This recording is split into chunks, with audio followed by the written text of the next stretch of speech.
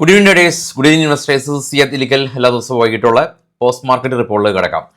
ഈ ഒരാഴ്ചയിലെ ആദ്യത്തെ ദിവസം നിഫ്റ്റി 50 പോയിന്റിൻ്റെ അടുത്ത് നിഫ്റ്റി നെഗറ്റീവിൽ ക്ലോസ് ചെയ്തു. എങ്കിലും 25,069 നിഫ്റ്റിയുടെ സ്പോട്ട് ഇപ്പോൾ ഉള്ളത്. അതായത് 25,000 മുകളിൽ തന്നെയാണ് നിഫ്റ്റി ഉള്ളത്.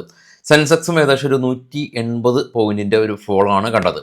ഇന്ന് മാർക്കറ്റിനെ സപ്പോർട്ട് ചെയ്തത് ജിയോയും റിലയൻസും ഉൾപ്പെടെയുള്ള മുൻനിര ഇൻഡെക്സ് ഹെവി വെയിറ്റ് സ്റ്റോക്കാണ്. കൂടാതെ തന്നെ ബജാജ് ഫിനാൻസ് തുടർച്ചയായ 13 ദിവസം ബജാജ് ഫിനാൻസ് പോസിറ്റീവിൽ ക്ലോസ് ചെയ്തു. റെയിൽവേ കമ്പനീസും കുറേ ഓർഡറുകൾ ഉണ്ടായിരുന്നു. റെയിൽടെൽ, RVNL, ഐക്കോൺ ഇൻ്റർനാഷണൽ തുടങ്ങിയ റെയിൽവേ കമ്പനീസ് മികച്ച മുന്നേറ്റം കൈവരിച്ചു. ഇനി ടെലകോമിലേക്ക് വരാണെങ്കിൽ വോഡാഫോണിൻ്റെ AGR ഡ്യൂ സുപ്രീം കോടതി പരിഗണിക്കുമെന്നുള്ള ഒരു ന്യൂസിനെ തുടർന്ന് ഐഡിയ എന്ന് പോസിറ്റീവിൽ റിയാക്ട് ചെയ്തു. ഉത്സവകാലം വരികയാണ്. SBI കാർഡിൻ്റെ ആളുകൾ കൂടുതൽ കാർഡ് ഉപയോഗിച്ചേക്കാം എന്നുള്ള ന്യൂസ് കാരണം SBI കാർഡ് പോസിറ്റീവിൽ ട്രേഡ് ചെയ്തു. ഇനി പ്രധാനമായിട്ടും നമുക്ക് ഈ ഓട്ടോ സെയിൽസ് തുടർച്ചയായിട്ട് കുറവ് രേഖപ്പെടുത്തി. M&M അതുകൊണ്ട് തന്നെ നെഗറ്റീവിൽ ഏകദേശം 1.6% ഒരു ഫോള് കണ്ടു. എന്നാൽ ഈ ഇരുചക്ര വാഹനങ്ങൾ, 2 വീലേഴ്സിൻ്റെ സെയിൽസ് എല്ലാം തന്നെ കൂടിയിട്ടുണ്ട്.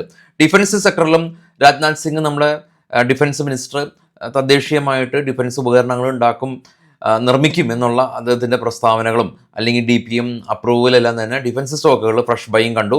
ഇനി സ്മോൾ ക്യാപ്പ് സെക്ടറിലൊക്കെ നോക്കുകയാണെങ്കിൽ KRBL ഇവരുടെ independent director mister Anil Kumar resign ചെയ്യും എന്നുള്ള ന്യൂസ് കാരണം 10% ഒരു ഫോളാണ് കണ്ടത്.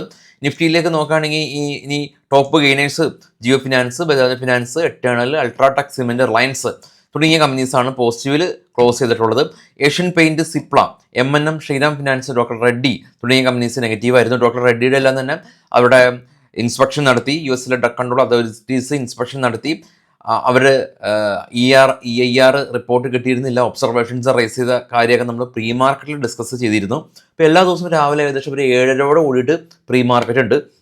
അപ്പോൾ നിങ്ങളൊരു ഓപ്ഷൻ ട്രേഡർ ആയിക്കോട്ടെ, അല്ലെങ്കിൽ ഇൻട്രാഡേ, ഇക്വിറ്റി, എല്ലാവർക്കും വേണ്ട എല്ലാ ന്യൂസുകളും നമ്മൾ കൃത്യമായിട്ട് തന്നെ രാവിലെയും വൈകിട്ടും ഉൾപ്പെടുത്തുന്നുണ്ട്. അപ്പോൾ എല്ലാ ദിവസവും കാണുക, എല്ലാ ട്രേഡേഴ്സിനും നമ്മുടെ ചാനൽ ഷെയർ ചെയ്ത് കൊടുക്കുക. എല്ലാവർക്കും നമ്മൾ പരസ്പരം അങ്ങോട്ടും ഇങ്ങോട്ടും ഹെൽപ്പ് ചെയ്ത് ഒരുമിച്ച് നമുക്ക് മുന്നേറാം. ഇനി ഗ്ലോബൽ മാർക്കറ്റ് നമുക്ക് നോക്കാം. ഗ്ലോബൽ മാർക്കറ്റിൽ ഏറ്റവും താഴെ ഇപ്പോൾ ട്രേഡ് ചെയ്ത 3 യൂറോപ്യൻ മാർക്കറ്റിൽ FTSE, UK മാർക്കറ്റ് നെഗറ്റീവാണ്. എന്നാൽ CSE 40 ഡാക്സും ജർമ്മൻ, UK, ഫ്രാൻസ് മാർക്കറ്റുകളെല്ലാം തന്നെ പോസിറ്റീവിലായിട്ട് റിയാക്ട് ചെയ്യുന്നുണ്ട്. ഇന്ത്യ വിക്സ് ഇന്ന് 2.7% സ്പൈക്ക് രേഖപ്പെടുത്തി 10.40. ഡോ ഫ്യൂച്ചർ പ്ലസ് ആണ്. Japan market 395 point. Kospi Korea flat. Shanghai China നെഗറ്റീവിലടച്ചു. ഓസ്ട്രേലിയ AX200 നെഗറ്റീവിലടച്ചു. ഗോൾഡ് ഇന്ന് $2 മാത്രം ഫോളോ രേഖപ്പെടുത്തി. ഏറ്റവും ടോപ്പിൽ ബിറ്റ്കോയിൻ $1048 പ്രോഫിറ്റ് ബുക്കിംഗ്. നാളെ നമുക്കിനി നിഫ്റ്റിയുടെ എക്സ്പയറി സ്പോട്ട് ഉള്ളത് 25,069. ഏറ്റവും ടോപ്പിൽ റൈറ്റ് കോർണറിൽ PCR 1 ആണ്. 25,000 നമ്മളുടെ സപ്പോർട്ട് സോണായിട്ട് നിൽക്കുന്നത്. 24,800 അടുത്ത സപ്പോർട്ടുണ്ട്. റെസിസ്റ്റൻസ് 25,100, 25,200, 300 റേഞ്ചുകളിൽ. എനിവേ ഈ കൂടുതൽ പുട്ടാണ് റൈറ്റ് ചെയ്തിട്ടുള്ളത്. അതുകൊണ്ടാണ് PCR 1 ആയിട്ടുള്ളത്. സ്റ്റിൽ ഇന്ന് നിഫ്റ്റി 60 പോയിന്റ് ഫോളോ ചെയ്തതും നമ്മൾ മനസ്സിലുണ്ട്. എങ്കിൽ കൂടിയും സീവിയർ കോൾ റൈറ്റിംഗ് ഇതുവരെയുള്ള ഡേറ്റ അനുസരിച്ച് ഇല്ല എന്നുള്ളതാണ് നമുക്ക് ഈ ഓപ്പൺ ഇൻട്രസ്റ്റിൽ കാണാൻ സാധിക്കുന്നത്. ഇനി നമുക്ക് ഗ്ലോബലി നോക്കുകയാണെങ്കിൽ ബുധനാഴ്ച ഏകദേശം ഇന്ത്യൻ സമയം വൈകിട്ടാണ് US അവിടുത്തെ പലിശ നിരക്ക് തീരുമാനങ്ങൾ വരുന്നത്. അവിടുത്തെ ലാസ്റ്റ് ഇൻഫ്ലേഷൻ ഡേറ്റ 0.2% സ്പൈക്ക് ഉണ്ടായിരുന്നു ഇൻഫ്ലേഷൻ.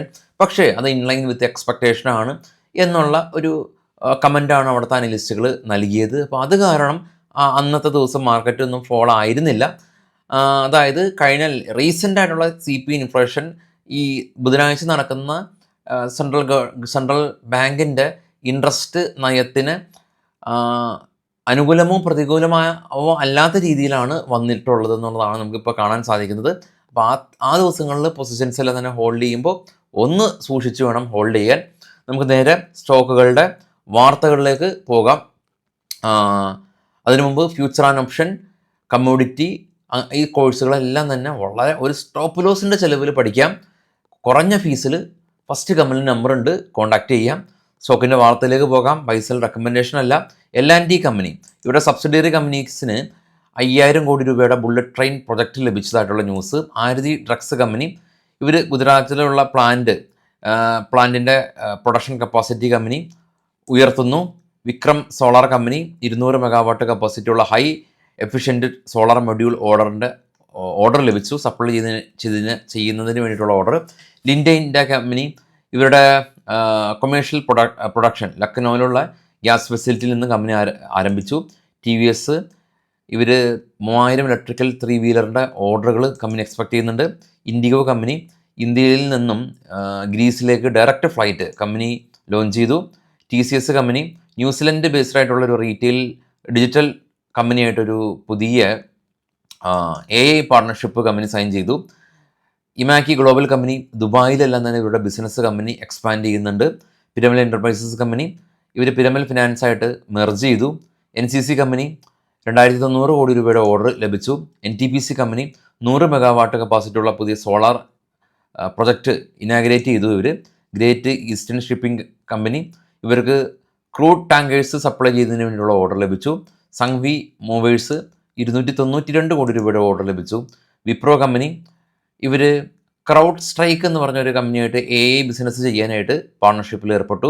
ടാറ്റ മോട്ടോഴ്സ് ഏകദേശം 25,000-ഓളം ചാർജിങ് സ്റ്റേഷൻസ് രാജ്യത്തിലുടനീളം കമ്പനി കൺസ്ട്രക്ട് ചെയ്യാനായിട്ട് കമ്പനി തീരുമാനമെടുത്തു. തങ്കമയിൽ ജ്വല്ലേഴ്സ് കമ്പനി ചെന്നൈയിൽ പുതിയ ഷോറൂം ഓപ്പൺ ചെയ്തു. സ്വിഗ്ഗി കമ്പനി അഫോർഡബിൾ ഫുഡ് അവർ ബാംഗ്ലൂരിൽ എല്ലാം തന്നെ സപ്ലൈ ചെയ്തതിന് വേണ്ടിയിട്ടുള്ള പുതിയൊരു ആപ്ലിക്കേഷൻ കമ്പനി ആഡ് ഓൺ ചെയ്തു. ഐഷർ മോട്ടോഴ്സ് മെറ്റിയർ 350 അത് അപ്ഡേറ്റഡ് ചെയ്ത് ഉള്ള വേർഷൻ കമ്പനി പുറത്തിറക്കും. L&T മൈൻട്രി കമ്പനി ഇവർ UAE ഒരു പുതിയ സർവീസ് നൗ എന്ന് പറഞ്ഞൊരു കമ്പനിയായിട്ട് പാർട്ണർഷിപ്പിൽ ഏർപ്പെട്ടു. കുപ്പിഡ് കമ്പനി ഇവരുടെ തന്നെ പ്രൊമോട്ടേഴ്സ് ഇവരുടെ തന്നെ സ്റ്റോക്ക് ഓപ്പൺ മാർക്കറ്റിലൂടെ ബൈ ചെയ്തു എന്നുള്ള ന്യൂസ്. സ്റ്റർലിംഗ് ടൂൾസ് കമ്പനി ഇവർ ലാൻഡ്വേഡ് ടെക്കായിട്ടൊരു പുതിയ പാർട്ണർഷിപ്പിൽ ഏർപ്പെട്ടു എന്നുള്ളതാണ് ഇപ്പോൾ നമുക്ക് ഉള്ള ന്യൂസുകൾ. ഇനി ഈ ഒരാഴ്ചയിലുള്ള നമ്മളുടെ ഡിവിഡൻഡ് ഡീറ്റെയിൽസ് ഉണ്ട്, അതുപോലെ IPO ഡീറ്റെയിൽസ് ഉണ്ട്, അതുപോലെ പ്രധാന ഈവൻറ്റ് US ഈവൻറ്റ് വെനസ്ഡേ ഉള്ള ഈവൻ്റാണ് നമ്മളിപ്പോൾ ജസ്റ്റ് ഒന്ന് ഡിസ്കസ് ചെയ്തത്. അതല്ലാതെയുള്ള പല പല ഈവൻറ്റുകളുണ്ട്. ഇപ്പോൾ ഇക്വിറ്റിയിലൊക്കെ ട്രേഡ് ചെയ്യുന്ന ആളുകൾ അല്ലെങ്കിൽ ഈ ഓപ്ഷനൊക്കെ ചെയ്യുന്ന ആളുകളെല്ലാം തന്നെ അവർ നമ്മൾ പൊതുവേ വിചാരിച്ചിരിക്കുന്നത് ഇതൊന്നും അവരെ ബാധിക്കുന്നില്ല എന്നുള്ളതാണ്. നമുക്കറിയാം വിക്സ് ഉയരുന്നതിൻ്റെ ഒരു റീസൺ ഉണ്ട്. ഇന്ത്യ വിക്സ് എന്ന് പറയുന്ന മാർക്കറ്റിലുള്ള ചാഞ്ചാട്ട സാധ്യതകളെ നമുക്ക് കാണിച്ചു തരുന്ന ഒരു ഇൻഡെക്സാണ്. നമുക്ക് സ്റ്റോക്ക് പോലെ അതിൻ്റെ ചാർട്ടൊക്കെ നോക്കാം, അല്ലെങ്കിൽ നമുക്ക് വാച്ച് ലിസ്റ്റിലൊക്കെ ആഡ് ചെയ്യാം ഇന്ത്യ വിക്സ്. അപ്പോൾ അതുപോലെ തന്നെ US വിക്സ് ഉണ്ട്. ഈ ഇന്ത്യ വിക്സും US വിക്സും ഒക്കെയാണ് മാർക്കറ്റിലുള്ള എത്രമാത്രം ഭീതി എത്രമാത്രം ഉണ്ട് എന്ന് നമുക്ക് കാണിച്ചു തരുന്നത്. അപ്പോൾ ആ ഭീതി നമുക്ക് കാണിച്ചു തരുന്നത് ഒരു സർട്ടൺ ഡേറ്റയുടെ അടിസ്ഥാനത്തിലാവാം. ഏതെങ്കിലും ഒരു പ്രധാന ഈവൻറ്റ് വെയിറ്റിംഗ് ആയിരിക്കാം. ആ ഒരു ഈവൻറ്റ് പ്ലസ് ആണോ മൈനസ് ആണോ മാർക്കറ്റിനെ എങ്ങനെ ബാധിക്കും എന്നുള്ളൊരു കൺഫ്യൂഷൻസ് ട്രേഡേഴ്സിൻ്റെ ഭാഗത്തും ഇൻവെസ്റ്റേഴ്സിൻ്റെ ഭാഗത്തു നിന്ന് ഉണ്ടാവാം. അതാണ് നമ്മുടെ ഓപ്ഷൻ്റെ പ്രീമിയം വർദ്ധിപ്പിക്കുന്നത്. നമ്മുടെ വിക്സ് ഉയരുമ്പോൾ പ്രീമിയം ഉയരുന്നതിൻ്റെ കാരണം ഇതാണ്. അപ്പോൾ നമുക്ക് അത്തരം കാര്യങ്ങൾ നമ്മൾ മനസ്സിൽ വേണം.